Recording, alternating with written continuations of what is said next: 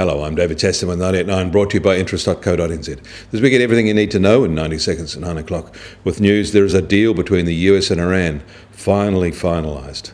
But first, American retail sales unexpectedly fell in June as households cut back on purchases of cars and a range of other goods, raising concerns their economy may be slowing again. Markets had expected a 0.3% growth, but instead they got a 0.3% decline for the month.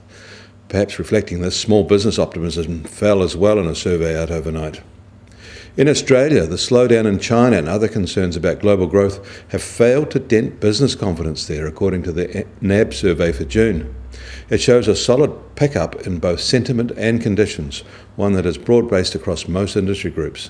A notable exception, however, is retail. Later today, China will report its second quarter GDP growth, and that is expected to be weaker than we've been used to hearing, less than the 7% annual rate. Whether that is a portent for their new growth track is up for debate. The Chinese leadership is certainly talking things up overnight. But the damage they did recently to their equity markets will be long-lasting. In New York, the US Treasury 10-year yield benchmark stumbled slightly following the weak retail sales data. It's currently at 2.4%.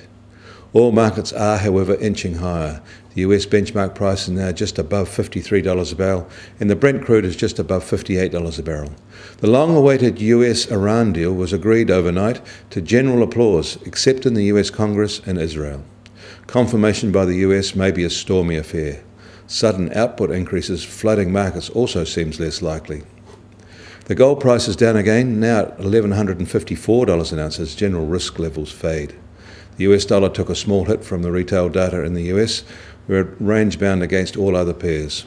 We start today lower at 67.1 US cents, unchanged at 90.1 Aussie cents, and marginally higher at 61 euro cents. The TWI is at 71.6. I'm David Chaston. That was 90 at 9, brought to you by interest.co.nz.